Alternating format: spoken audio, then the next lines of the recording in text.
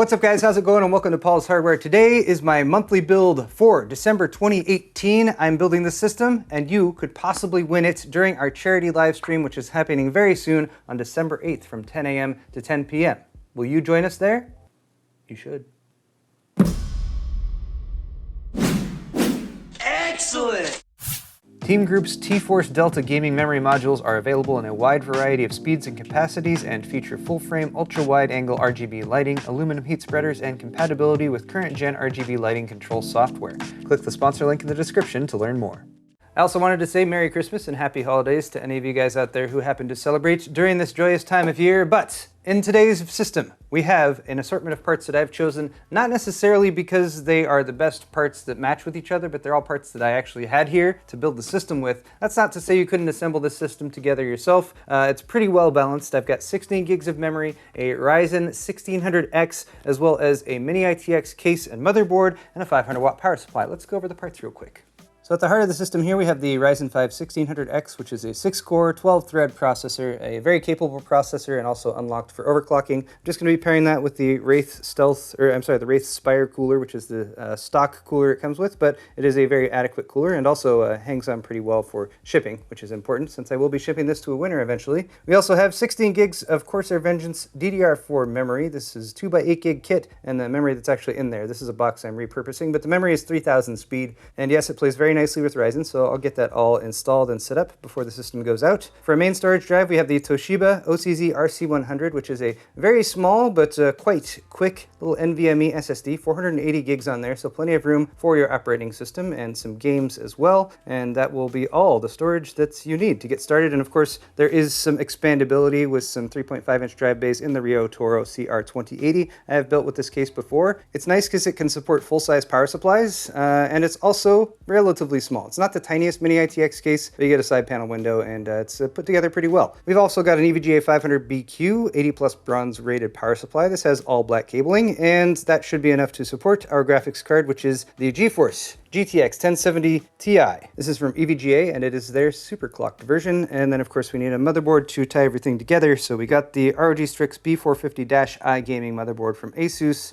which features the AM4 socket of course, but also it's mini ITX, so it will fit the case. And it's got a nice feature set as well, including support for AuraSync via several RGB headers. So those are all the parts. I'm gonna put this together. Come along. Okay.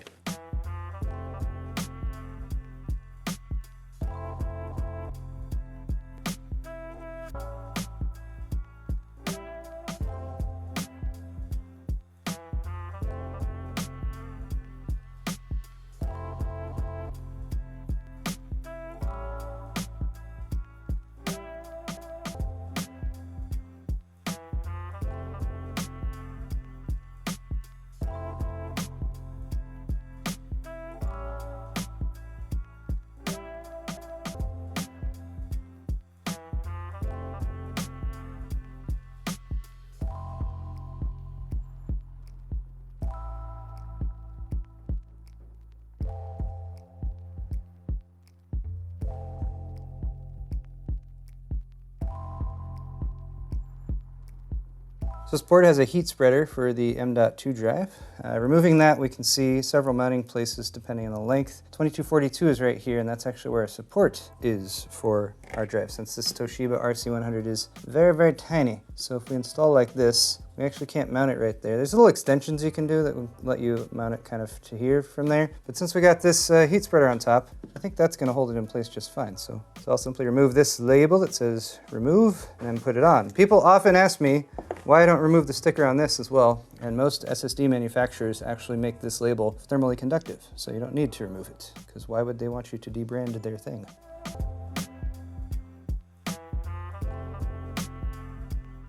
Is that gonna hold?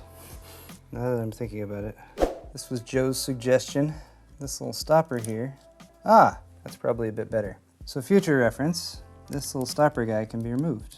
Just gonna move it down here so it stays in case whoever wins decides to swap out this SSD for any reason. And then we can use the standard 2242 mount for right there. I need this. There's one right there. There is, but that's a full length one. These are, you see how there's a kind of a nut right there? Yeah. So these are actually a little bit I see. shallower. It's kind of like on a down angle. All right. Yeah, that's okay. I think. Maybe? No. All right. Joe, I think you're right about everything. What? No, I think now that you mention that, I think you're right again. Stop being right about everything, Joe. I derive my patience and intelligence from you, Paul. That's I get a lot of, you're a big influence in my life. Very good.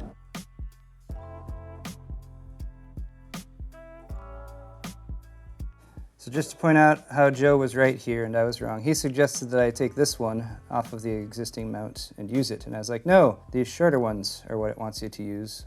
But actually, those little shorter ones are for the mount on the back of the motherboard back here, if you need to install it there. And we discovered that when we use those up here, it sort of put the SSD at a bit of a decline there, and we don't want that. So we'll move this up to here. Again, this was all Joe's idea. Paul's solution would have been wrong and terrible. It's okay. That's why I'm the elf. Power of teamwork. We've solved the problem. I had people gave me a name, Jolf. There we go. Good job, Paul. Much more level. Cool. Yeah, that was an extensive amount of time to spend on the M.2 installation.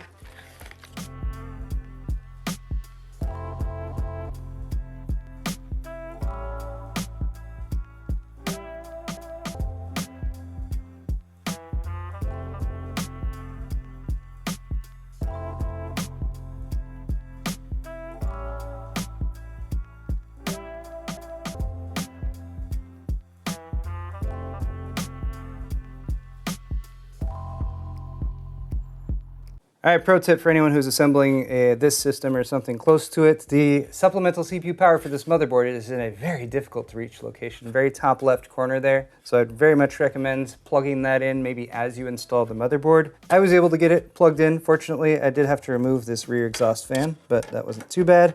Now I can remount that and we can continue.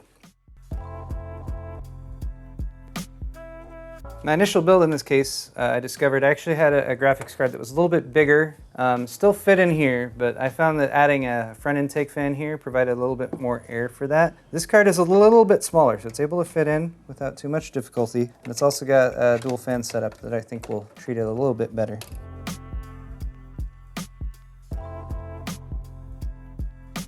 Alright guys, this system is pretty much put together, at least as far as all the internal stuff goes and stuff plugged in. Side panels, I have not put this side panel on yet, but I have plugged in the power so we can give ourselves a quick test boot. Initial power switch is turned on and we have some standby power, so that's good. And now, did I do front panels properly? Found the power button.